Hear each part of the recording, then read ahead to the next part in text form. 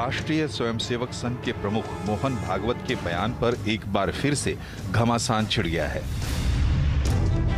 RSS के मुखपत्र, organiser और पांचजन्य को दिए एक इंटरव्यू में भागवत ने हिंदुस्तान और मुसलमानों को लेकर बड़ा बयान दिया है। उन्होंने कहा है कि भारत में मुसलमानों को डरने की जरूरत नहीं है, लेकिन उन्हें महानता का भाव छोड़ना होगा। इस्लाम को कोई खतरा नहीं है। हाँ, हम बढ़े, हम एक समय राजा थे, हम फिर से राजा बनना, ये छोड़ना पड़ेगा। हम ही सही, बाकी सब गलत, ये छोड़ना पड़ेगा। हम अलग है इसलिए हम अलग ही रहेंगे, हम सबके साथ मिलकर नहीं रह सकते, ये छोड़ना पड़ेगा।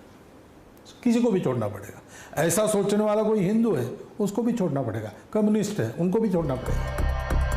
भागवत ने कहा कि एकमात्र हिंदू समाज ऐसा है जो आक्रामक नहीं है, इसलिए अहिंसा, लोकतंत्र, धर्मनिरपेक्षता, इन सबको बचाए रखना है।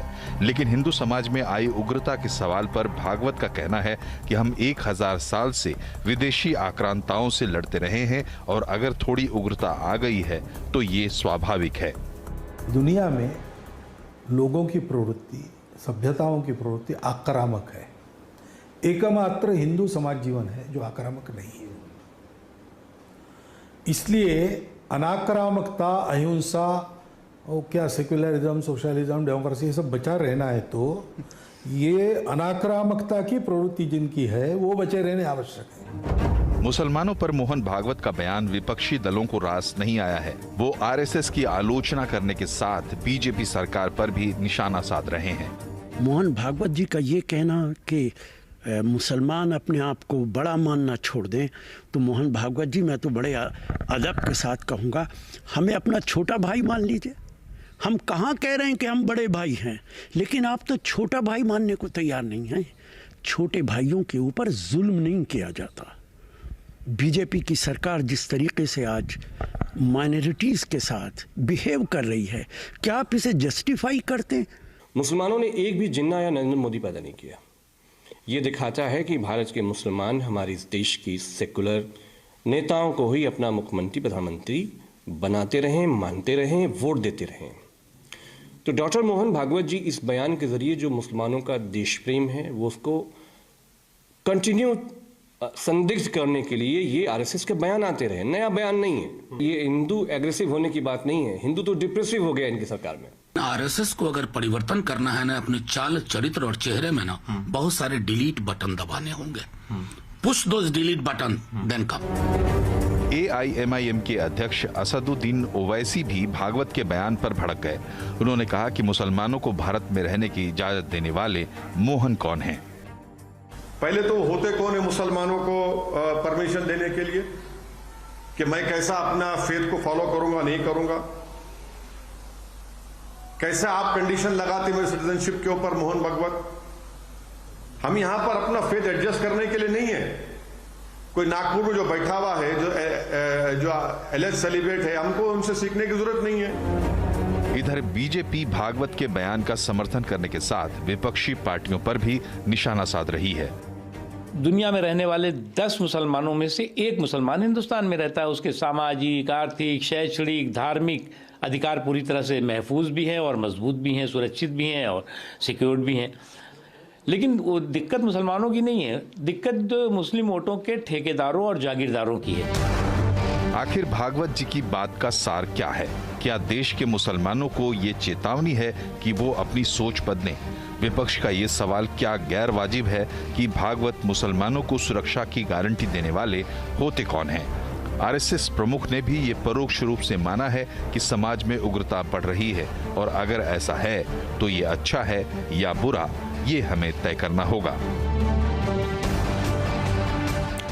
आज इसी पे चर्चा होगी कि क्या बराबरी की बात जो आरएसएस प्रमुख कह रहे भागवत जी, उसका क्या तात्पर्य है, और ये जो भाव की बात वो कर रहे हैं कि मैं बड़ा या अहम का भाव, या मैं पहले कुछ और था अब आगे कुछ और हो जाऊंगा, ये भाव क्यों आता है? इसी बातचीत करने के लिए हमारे साथ हैं आरएसएस विचारक और प्रोफेसर गीता भट्ट जी, एआईएमआईएम के प्रवक्ता कलीमुल हफीज़, सत्येंद्र के फाउंडर आशुतोष जी, इंडियन मुस्लिम फाउंडेशन के प्रेसिडेंट शोएब जमई और राजनीतिक विश्लेषक शिवम त्यागी। आप सबका बहुत बहुत स्वागत है। गीता जी, आपसे शुरुआत करते हैं। पहले तो मुझे ये सिंपली समझाइए आप कि भागवत जी क्या कहना चाह रहे हैं, उनका आशय क्या है?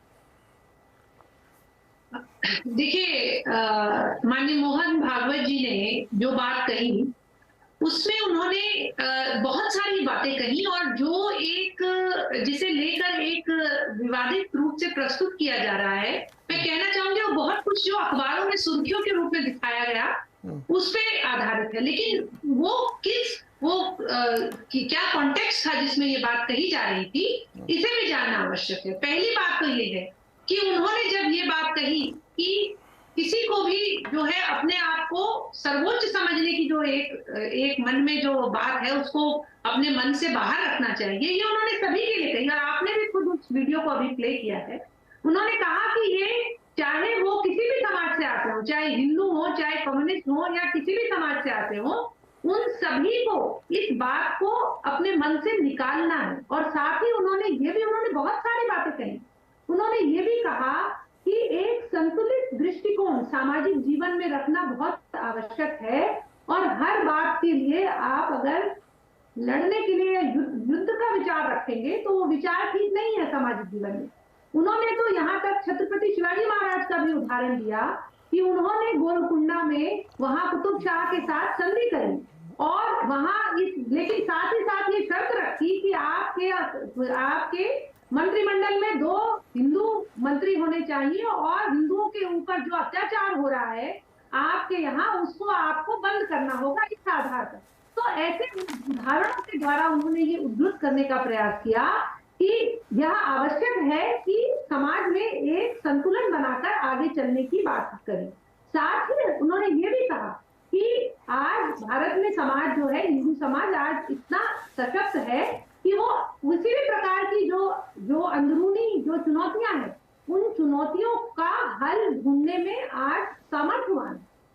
तो यह जो सामर्थ्य है, इस सामर्थ्य को एक जो है सकारात्मक रूप में देखने की आवश्यकता है, जिसे कि कई लोग बड़े नकारात्मक रूप से प्रस्तुत कर रहे हैं।